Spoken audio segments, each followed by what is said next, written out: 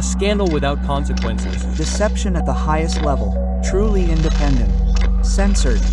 A journalist reports on. The Truman Show. Dear viewers, welcome to the 4th episode of The Truman Show. Today, we will once again be devoting ourselves to a very exciting topic, namely digital identity. As always, I would like to welcome the journalist and publicist from the beautiful Ticino, Tom Oliver Regenauer, who is now connected. Hello, Tom. Hi, Flavio, nice to meet you. Yes, Tom, I am also pleased that we are already recording our 4th episode today. And today, we would like to discuss, as I have already teased, digital identity. Also known as digital ID for short. Officially, digital identity is supposed to protect us citizens from disinformation, harmful content, and abuse on the internet. But if you take a closer look, you will see a completely different picture, because the same system is being rolled out everywhere from Australia to Brussels to Rome to Berlin. A digital ID that links everything together. Health insurance, taxes, social media, and maybe soon your score, dear viewers, if you don't sit down for a chat. And yes, in this episode we're going to take a look at who's really behind the digital identity and why the topic is much more dangerous than it seems at first glance.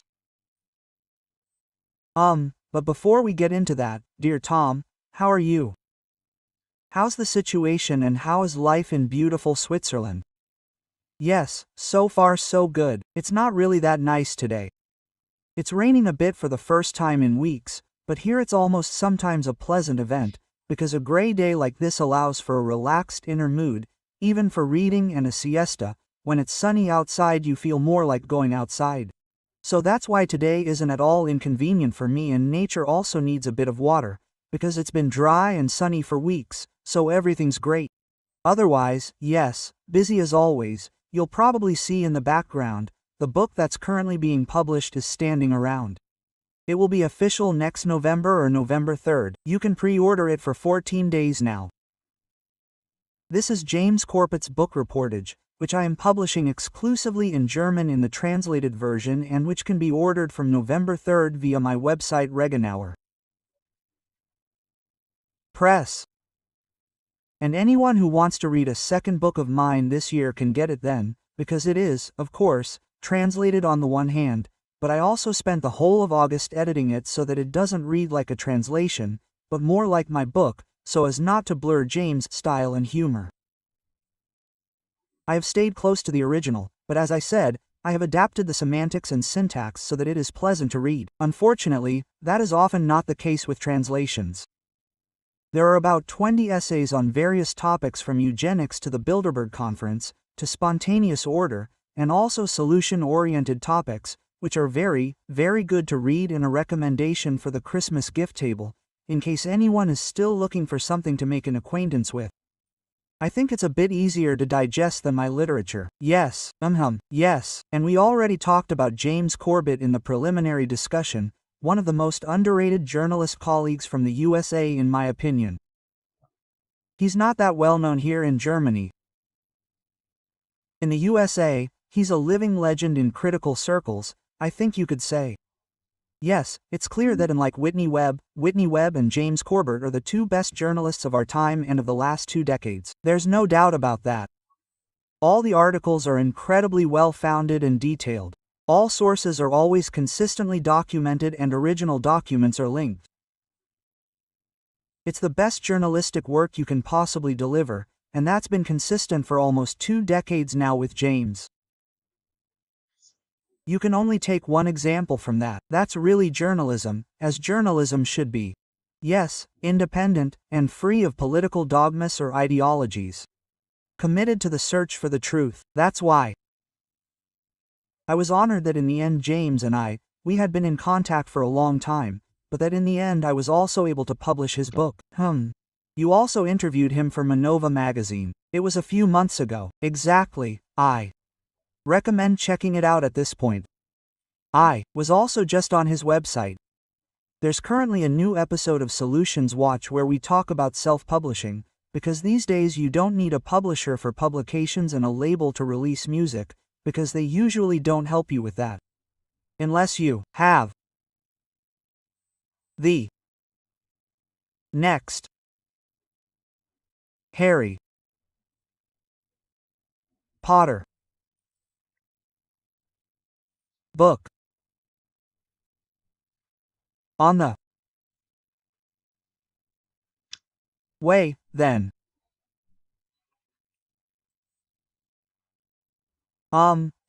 it's basically just a middleman who siphons off money. Yeah. Dot dot dot. And a few days later, the Prime Minister of Great Britain, Keir D, announced that the digital ID would be made mandatory the year after next. So much of what you wrote in this article at the beginning of August has simply become reality.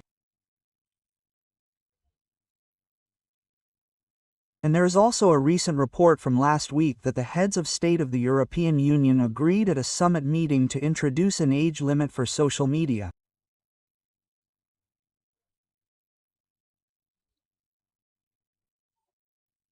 And on your website for the EU's digital strategy, you describe which age verification procedures you are currently testing.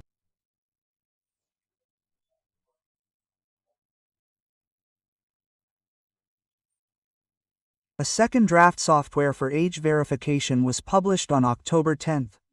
And this software, which is based, as you yourself write on your homepage, on the same technical specifications as the European digital identity wallets, which are to be introduced by the end of 2026.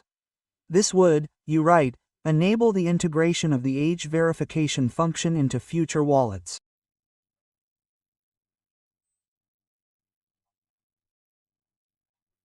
The software is now also to be tested in the member states in a pilot phase. Yeah, I'm asking a naive question. Is the introduction of age limits really about protecting minors, as they say, or is the whole thing, as is so often the case, a Trojan horse to implement an EU-wide digital identity? Of course, everything is great. Of course, you have to trust the authorities. Yeah, just kidding. It's an absolute horror in the end, because the way it's being sold is currently dangerous, because it's catching on with a lot of people. Yes, on the one hand, you have the migration crisis, and on the other, you have a mistrust of electoral processes in democratically organized states and systems. There are enough possibilities to find a gateway for your argument that you have to establish security, reliability, yes, verifiability, and of course, as Keir D says, yes, according to their forecast, this can prevent illegal work by illegal migrants, yes, by ensuring that we all have an ID and so on and so forth. So, of course, good sales pitches are being made that are well received by a large part of the population. That's why it's very dangerous. Because in the end, the E means nothing other than continuous track and trace totalitarianism. Yes, we all know track and trace from Corona, from the time when you had to have your, I know, access data everywhere and take a test or somehow prove your injection and scan QR codes. And since then, of course, the topic of QR code scanning has spread to such an extent that in many restaurants today you still have to scan QR codes in order to be allowed to read the menu, or that you can and should only pay digitally and contactlessly everywhere. This is being increasingly enforced, and the EID is the fundamental central building block for the track and trace totalitarianism of the final stage of development. Do you like this interview and the content on my channel? Then you can easily support me by giving me a subscription, sharing this conversation with all your friends and acquaintances, and leaving a comment for the algorithm. And now have fun watching the rest of the interview. Without this IID, neither the digital money that the central banks are preparing will work, nor will the seamless surveillance and de-anonymization of the internet, because the ultimate goal is, of course, that people can no longer be anonymous on the internet, and that the platforms in particular. Most people now think that the internet consists of Facebook, TikTok, Twitter, and Amazon, but that's because most people only use platforms and not websites. And what you create with this topic of Eid is the central element and link between all the individual digital elements that we already have today. So, depending on where you are, there are already digital driver's licenses. There are of course digital wallets for Bitcoin and other cryptocurrencies and stable coins. The digital euro, the digital franc, the digital dollar, or at least the corresponding stable coins from perpetrators, are already available everywhere. And the Eid is the central element to connect all of that. And in January, Greece announced that they would link their tax ID to social media accounts for age verification. And if you think about that in its ultimate consequences, that of course means that the Eid will ultimately check your creditworthiness like a credit checker. In the end, you will have a social credit status, which may be called something different. The Federal Ministry of the Interior says it is a citizen account, or something like that, where you can collect points. You can see that if you look at a screenshot of the Brit card or the various designs. There is a screenshot on their website. You can see at the bottom that a points system is being introduced, specifically for the menu above. And in the menu above, you can make reports, play citizen police by reporting illegal parking, broken manhole covers, or things like that. So you are supposed to become a denouncer, and the more you denounce, the better your points will be. And of course that shows you where this is going. Yes, if you link your social media accounts and your online behavior with your credit rating data, your certificate of good conduct, a digital ID or a driver's license and similar things, then in the end it is absolute transparency and a human being's attitude towards exploitation. Yes, everything you do, say, communicate, buy, receive payments, whether business or private, is then transparently and permanently recorded and merged on your Eid, and that is absolutely totalitarian. Yes, that is extremely dangerous, and the English have a nice saying about it. That's the hill to die on. Yes, that is the element that you have to defend yourself against at all costs. Once you have the Eid, you are trapped in this system, and above all, it is not just about you, but about your children and grandchildren. We are creating a future for ourselves if we participate in this, which we could not have imagined in our wildest dreams. Therefore, the second one is highly dangerous and is unfortunately completely underestimated by many due to the current situation and the various other topics that are being discussed in the media. Yes. Yes. And let's stay here in our home country, in Germany, or at least in my home country. You've been away for a few years now for good reasons. Because the federal government is currently working on various levels to introduce such an IID.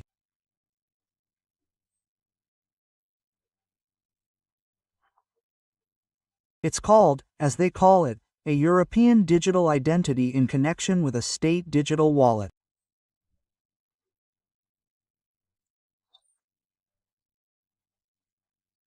The whole thing is set to be rolled out in the next few years. Jens Spahn, the head of the CDU, has also already spoken positively about it and said that it is important to combat disinformation for greater security, to combat pornography and so on. Also, there are always goals and arguments mentioned and justifications for introducing such an ID. The whole thing is the Bund ID, which you can already use if you want to apply for your identity card online, for example. So, how far have we got in Germany? Because you get the feeling that we Germans are always a little behind. We take our time, we are very thorough and check things out before we actually introduce something like this. And the British, for example, are already ahead of us, and use Swiss and so on apparently, but what is the situation in Germany? I think the countries are actually all about the same. The rollout is technically the same. The rollout is at different stages of progress, while the British are of course already in the process of marketing it publicly and finding some leverage to introduce it or make it feasible. Yes, because of course there is massive resistance to it in the UK and currently in Germany. I forgot the name of the good gentleman. The digital minister, whom I also quote in my article, who then said in an interview that this digital wallet must be understood as a process, not as an object, but as a process to which further functions can gradually be attached. The quote is linked in my article there. Dangerous security. You can read it again. First of all, that implies that it is not just about introducing an ID card or a number, because we all have social security numbers. So, it would actually just be another number. Yes, that doesn't seem so bad at first. It is about the fact that this is a process to which further functions are to be attached. Yes, not can, but should and will. And in terms of the timeline, if I remember correctly, the interview mentioned the end of 2025 or no, I think 2026, at the latest the beginning of 2027. So I expect that in the next, 18 to 24 months at the latest, this will reach exactly the same status and level in Germany as the current status quo in Great Britain, which is also basically already the case in Switzerland, because in principle, you can also download the corresponding app, the application, the digital wallet, the citizen wallet, for a long time now. It's called Zwio, and you can already display your driver's license in it, for example. Yes, I had mine extended here so that I could drive a Vespa with a larger engine, and then I received an SMS from the authorities. I could now download the SWIOU app here so that I could download my temporary driver's license in digital form. Of course, I didn't do that. I ignored it and then waited for the mail to arrive. It came after a few days, because, of course, I'm not going to download any kind of app. The timeline, I think, is that they're all about the same level of progress at the EU level. There, too, people are always talking about 26, 27. So, I think that the 17 countries that have passed similar legislation in the last 2 months are communicated that they are now in the process of introducing it, that the 17 countries will all introduce it within the same time frame, because we're all talking about 26, early 27, late 25. So, it's imminent. It's not something in the future, it's something that we have to deal with now and where we have to decide for ourselves now, and I think this is the most important thing, where the red line is. Because, as I said, it's the hill to die on. Yes, you have to think in advance about what you're going to do when it comes to you. If you've never thought about it, you'll be caught off guard and think, yeah, I'll just register here quickly, I urgently need this document. But you have to know what you're doing. And if you haven't thought about the consequences of what you say beforehand, like yes or no, then that's pretty bad, because if you think about the consequences of saying no, like rejecting it, that will of course have negative consequences, it will be inconvenient and you'll have to spend an hour on the phone with the authorities or write letters or go there. You might also not be able to use certain digital services anymore and have to switch to others, etc.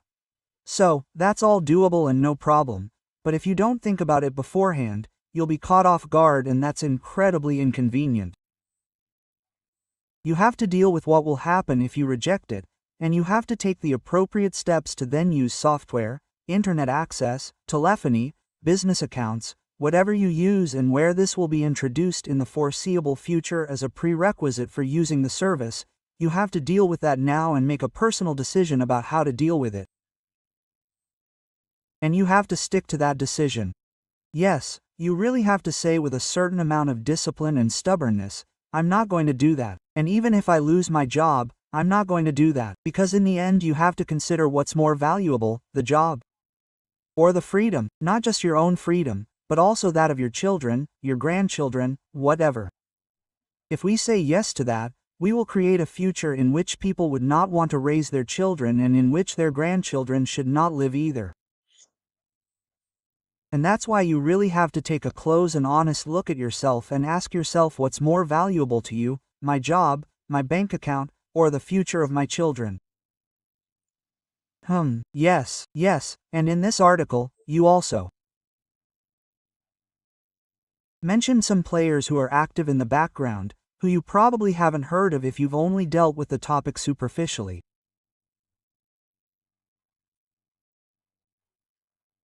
One of them is an Israeli company, whose founder was already active in a Shin Bet special unit.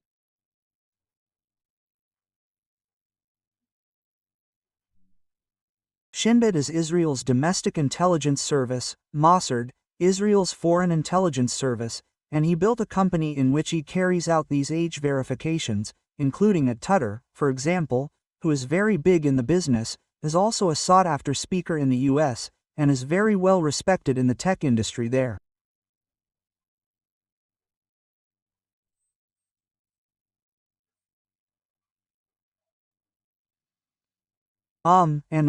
You go on to say that there are already efforts at EU level, which I have already mentioned, but there is also a so-called analysis center, an EU Intelligence Analysis Center, which, yes, you're right, was founded in 2003 in cooperation with the CIA and is an unofficial branch of the EU, similar to an intelligence service, but does not want to be called an intelligence service.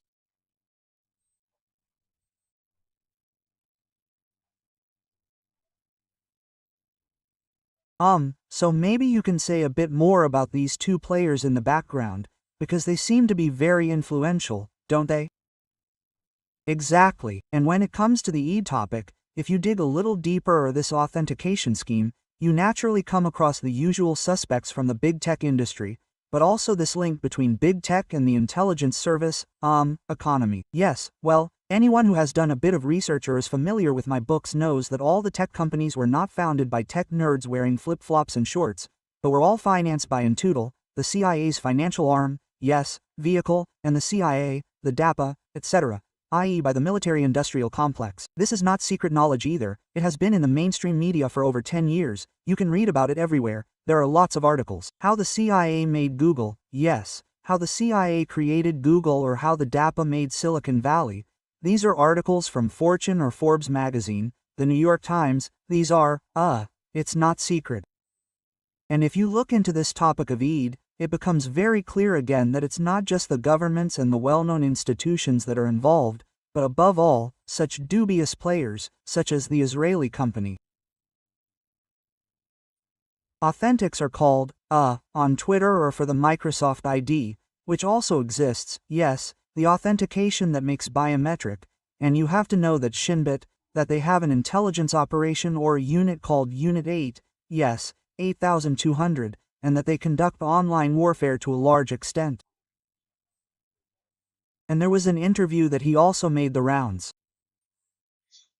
about a year ago or so, where one of them sat around wearing a mask and then said, yes, we are a, what was it, global player, yes, we are like a production company, we are the main actor, we create the narrative, we play it, the world is our stage, right? So, they create narratives, then sell them and conduct social engineering, yes, from behind the scenes. And the EU is the same, yes, an institution, that does not want to be called a secret service, because then it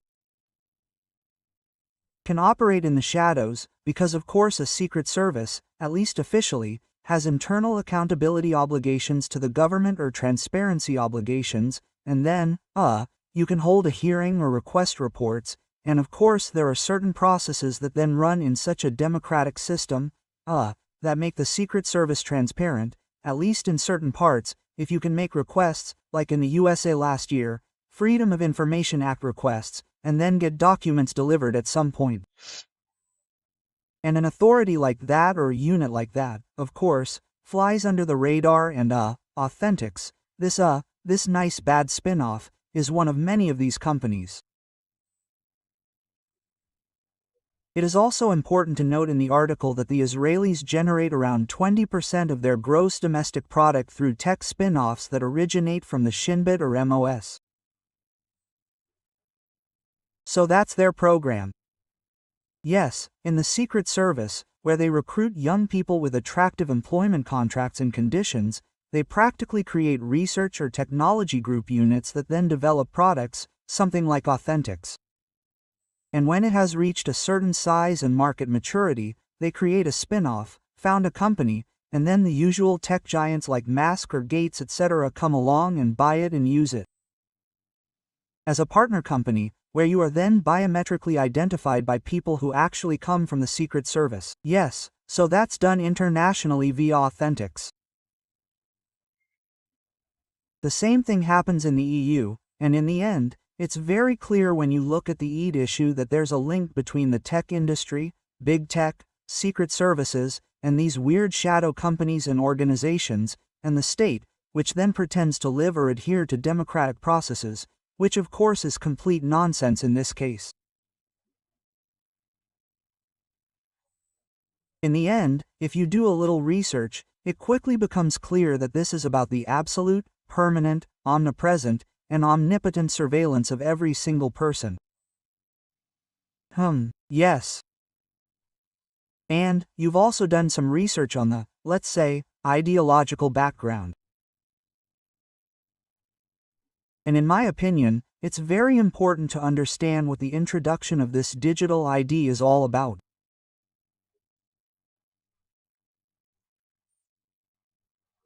In your article, you also refer to a study by the Federal Ministry of Education, which was published in August 2020. It bears the actually harmless title, The Future of Values of People in Our Country.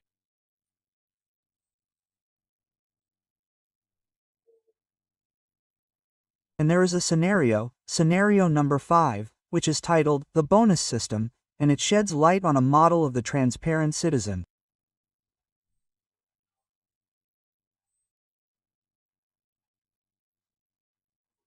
There were also some critical questions, for example from the Left Party, who wanted to know what this actually means, how a bonus system can be understood here in Germany, although the government always emphasizes that they do not want to be an authoritarian surveillance state like China, but China seems to be playing an increasingly important role in this, all-round dystopia here.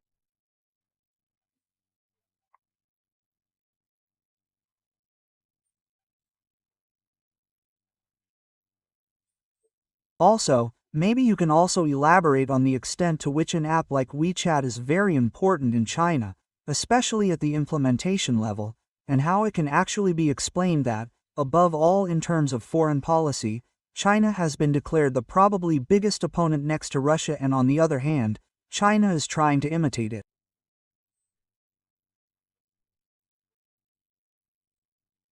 At first glance, that seems like a contradiction. Can you resolve this contradiction, Tom? Yes, there are actually 3 points. First of all, there are 2 fundamental things that are also linked to such an EAD.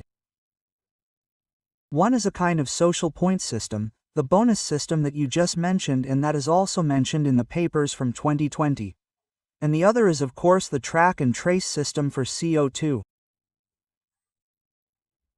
Also, I just mentioned that again. We talked about it in the last podcast about the article, Orbital Offensive. Yes, this was also about this satellite network, and I published an addendum to it, which can also be read on my website. So a bit of an addition, yes, and it's about climate trace, and that's what you can already look at today. Anyone who wants to can now go directly to climatrace.org, an internet address that shows the entire planet, and then you can zoom in surprisingly closely and, for example, a farm, a factory in France or in Hong Kong or in Buenos Aires, and then you can see their emissions. Exactly. You can zoom down to the corresponding company and then see, for example, the emissions, the CO2 emissions and the other emissions of a farm in America, a steel processor in Hong Kong or whatever. Yes, so this is already live online today, and Climate Trace is financed by Bill Gates, among others, of course, and that shows that we are moving in the direction of CO2 tracking, as we are now seeing in the UK. Food will eventually have a label on the front, like the food traffic light that already exists, yes, yellow, green, red, yes, for healthy and unhealthy, which is also not very trustworthy. But in the UK, this was going around on Twitter a week ago, there are already sandwiches from what's the name of the company? Ransom or something. There's already a sticker or a button on the packaging. It says this sandwich uses 8.1% of your daily CO2 budget. Yes, the topic has been discussed for a long time. Even the Tagesschau has already talked about personal CO2 budgets. You can now offset CO2 emissions when flying. Most banks now display a CO2 footprint in online banking. Credit cards, etc. do the same. So, this system has been in the making for a long time now, and it boils down to the fact that your EID and your unique online presence, your avatar, which you then receive, will ultimately be linked to your emissions through this citizen wallet and the EID, and that will be priced at some point, because this is the largest market the world has ever seen, this green economy and the trading of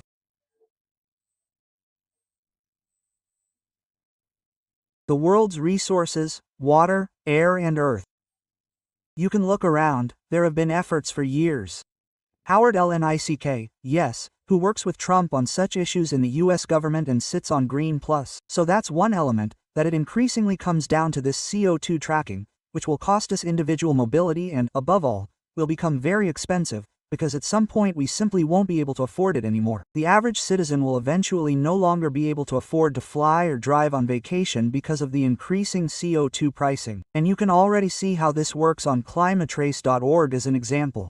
And of course that leads to the second point, the points system.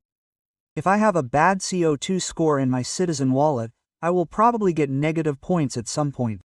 That means I will lose social standing and then have to expect that other services will no longer be available to me, as is the case in China, where you are simply no longer allowed to fly or take the train or only on slow trains or express trains because you have a bad social credit score. So, your lifestyle will very quickly be assessed, which you can then either pay for or not. And then, if official guidelines and what the state or the system would like to see are not followed, this leads to negative consequences, because your app could and will then in principle deny you access to services, means of transport or ultimately even the supermarket, or to your bank account and your digital euros. And I would also like to mention something that is not very familiar to most people. The same thing is happening in the education sector. Yes, there too, work is being done on social credit and people are being turned into a market, into an investment asset, because all the ad tech or education technology companies that exist, especially in the USA, are working extensively on, for example, putting a child's CV on the stock exchange by tokenizing everything, i.e. also tokenizing the individual. If you have an IID or your child who goes to school, then they have an IID and this EID will eventually be tradable as a token. That's what they are working on. You can read about this in the documents, and then you can basically, like today, bet on stock prices and assets, whether the child will be successful in school and, for example, complete their school career without failing, or whether they will fail or whether they will drop out of school and start teaching a trade or whatever. So at some point you can practically bet on the CV of the children's trainees, their school education, and that will be a tradable asset, and that's where we're in very bleak territory, and that's not in the distant future. They're working on it, and it will be introduced in light versions in the next year or two and then expanded further. So, to come to the last point, we are already very close to what China is doing, yes, with the social credit system and the points system, which of course also applies there. The country is huge, yes, and there are many rural areas where this does not take place, because many farmers in the countryside have neither internet nor anything else, but in the big metropolises, it is of course the case that, exactly as described earlier, people are no longer allowed to access services, or that means of transport are no longer usable, that you are no longer allowed to leave your own 15-minute city where you live, because the gate does not open, the gate does not open, if your wallet is red, yes, because of a bad social credit score. And of course, for example, a child's educational path is also tracked via digital entries and assessments of classwork. This is already happening in many federal states today. In principle, teachers can now do most things digitally. That means that assignments and grade reports are entered, and then, of course, you can summarize this nicely in a database in the background and say, here, the son of John Musterman, got very good grades this year. I think he'll get through the next school year like this and make it to the abater, and if he manages to do it without repeating a year, he might get a small bonus and a scholarship. Then he can go to university, yes, and then you can bet on that again. So, that's the tokenization of everything. And again, the basis for this model is the EID. That's the hill to die. I'll say it for the third time. You have to reject it, no matter what the cost. Yes, no matter how inconvenient it gets. You have to go through with it, because they can't keep it up forever. If a large part of the population, and it doesn't have to be the majority, but if 40%, 50% of the population simply doesn't participate, the system won't work either, because then a black market will emerge, which will ultimately develop into a market, and people will trade and interact with each other again, communicate without these state systems, which will ultimately make the state obsolete. The solution to this system is to simply not participate, and then to do bilateral business, communication, journalism, whatever you do, until the system realizes that it doesn't work, because there are more of us and we have the power. Because the system doesn't have that, we have the power, because there are all of us and there are only a few 10,000 people, if that. And then as a commentary, yes, on this geopolitical issue, I simply recommend reading my text or two. One is called Brick Bluff. There you can read very clearly that there are no conflicts whatsoever, and that this is a cheap narrative of East versus West. Yes, at this higher central bank level of politics, people have no problems with this at all, but meet every few months at the BZ for their board meetings and central bank council meetings. There's a very peaceful atmosphere there, and everyone talks about EID and central bank money and the BZ's universal ledger. And then there is another text, it's called Mao, Yale and Hegemony, I think. Yes, it also becomes clear that the entire history of China since the 70s was financed by the US East Coast elites, namely Yale University, and that Mao is still listed in the Yale archives as an alumni and a great hero of the university, because Yale financed his first 2 bookstores and then made him editor-in-chief of Yale in China, a student magazine. That's how Mao became known and gained popularity. That's how he was able to gather a following around him and then come to power, and then became the deadliest dictator of all time, who has significantly more people on his conscience than our German idiot and Adolf Hitler. So, that's why Mao and the Hegemony is a highly recommended read. Then you can see very quickly that the geopolitical narrative is also just a distraction, because everything that is happening right now, in my opinion, mainly ensures that we are distracted from the most central, important, crucial issue of our time. And I don't mean our time with today or week or year, but our species in our era, perhaps in the last century or even longer, because once the system is introduced, then you can never get out of it.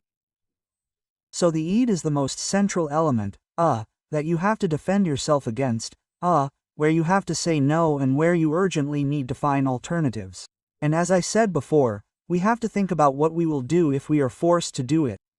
Then I would like to ask one final question, because we can also see, as you briefly mentioned earlier, that in Great Britain there is great resistance to the introduction of the EID. I don't know about the situation in Switzerland. I haven't heard of any major demonstrations there yet, in Bern, Zurich or anywhere else. But in the end, the question always remains, how can citizens stand up for themselves? And now, you could say in a classic way, we're holding a major demonstration here in Munich or Berlin, and during Corona, we saw very well what the consequences of that were, namely that these people were simply labeled as tinsel-wearing Corona deniers or conspiracy theorists.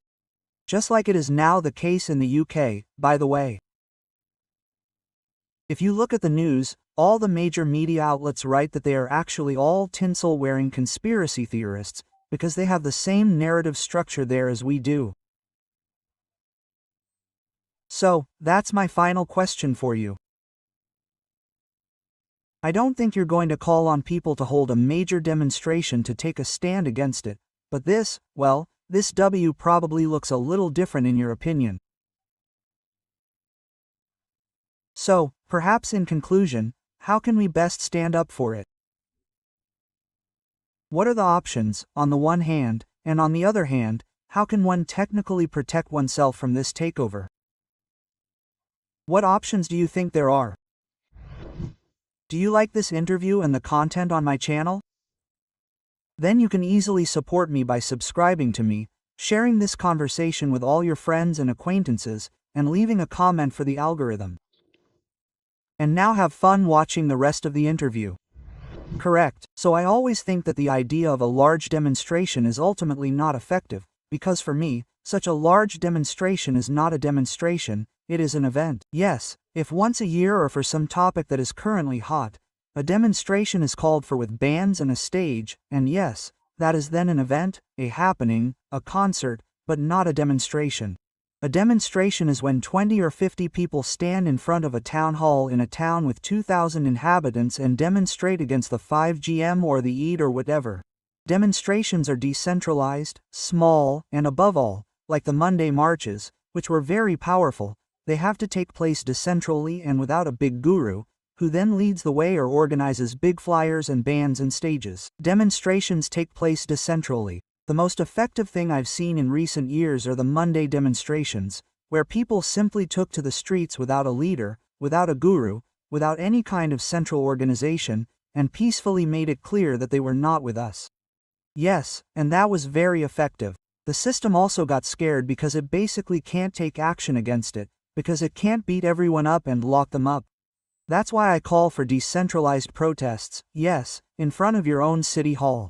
If you like, even in front of the state level, in front of the Ministry of the Interior in Baden-Württemberg or something like that. Yes, that may still be useful, but these big events are not effective and, on a personal level, it's all about, as I said, you have to decide where you want to participate and where you don't. Yes, if you want a smart meter installed in your house, you ask whether it is legally required, and if it is not, you write a letter to the electricity provider and say that you don't want it.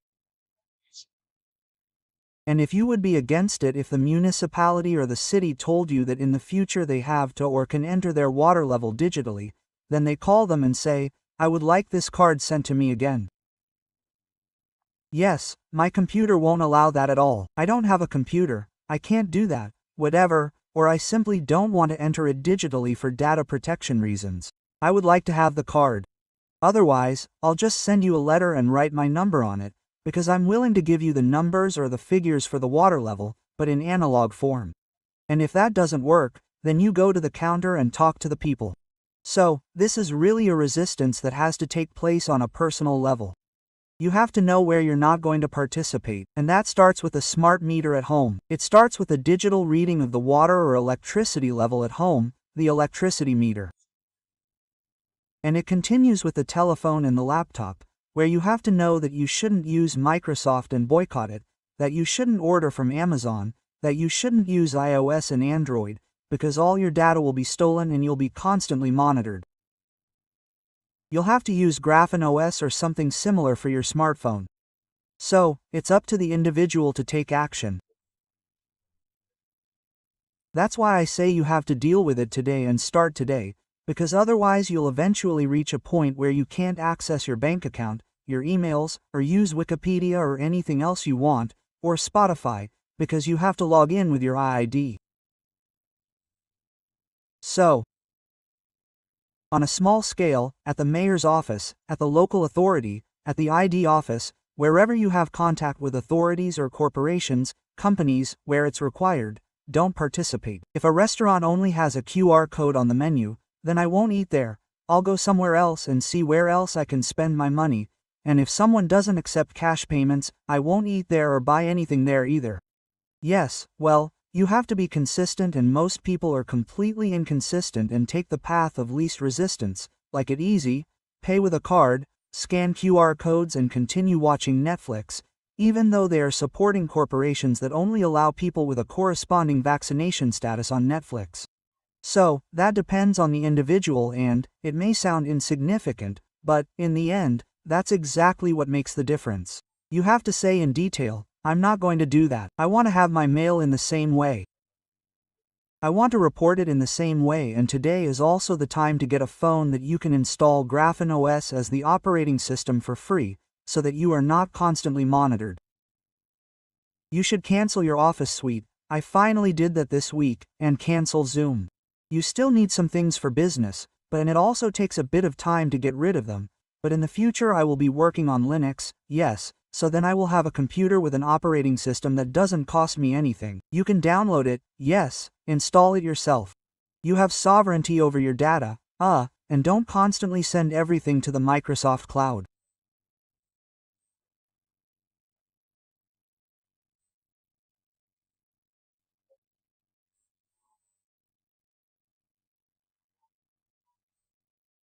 The same applies to smartphones.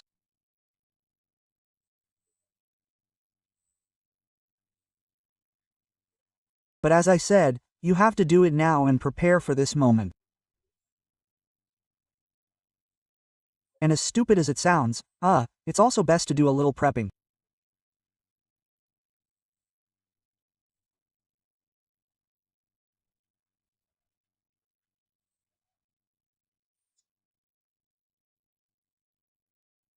Yeah, that was always and those who are not prepared will ultimately have no choice but to participate.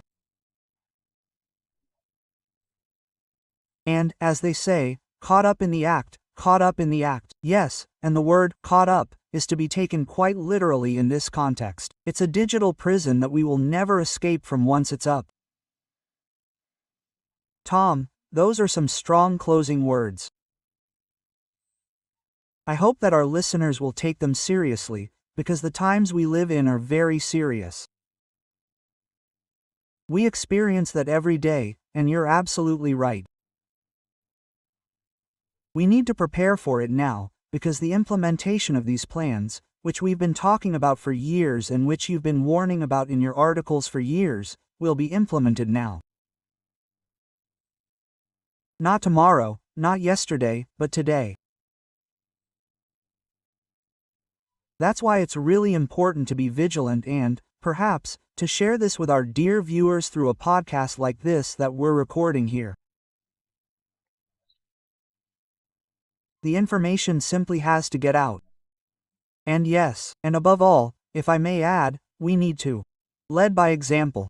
Yes, the most effective management in management theory is management by example or leading by example. This is known as leading by example, by demonstrating. That means, if you are standing somewhere and there is only a QR code for the menu, say you don't want it, you would like a card. The people at the next table can hear that too, and the exact same applies to B tickets and everything else.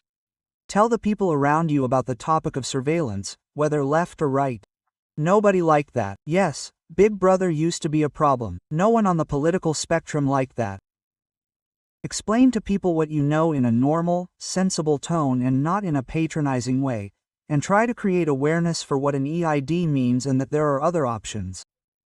Yes, show people your smartphone if you have an alternative. Explain to people how easy Linux is or how you can pay digitally without a central bank, yes, by using Monero or Bitcoin or something like that or precious metals or whatever. You have to lead by example, and that's up to the individual, and it has nothing to do with what people always accuse you of. Black pill, yes, pessimism, doomsday, and fatalism. I just like to be prepared for what's coming. That's why I'm not caught off guard and I'm still able to survive when the supermarket is closed, and I also have communication methods and a food supply, etc. Yes, so, that's up to the individual and, it's time to take action. Unfortunately, many people still perceive the crisis as the Polyomniac crisis, as if it were a movie. Yes. And when you look at the broadcast of our, given the name of our show, you might think it's a movie, but unfortunately it's pure, bare reality. Tom, Thank you very much for the very exciting show as always, and now I wish you a nice weekend. Hopefully the sun will come out again in Switzerland, and I look forward to seeing you again in 3 weeks and recording the next show on an exciting topic. Let's do it. Thank you, Flavio. Take care. Thanks also to you, dear viewers. I hope you enjoyed this show, and yes, now I wish you all the best. Stay tuned and until the next episode of The Truman Show. Ciao. Simulation completed. Thank you for your cooperation. Talk.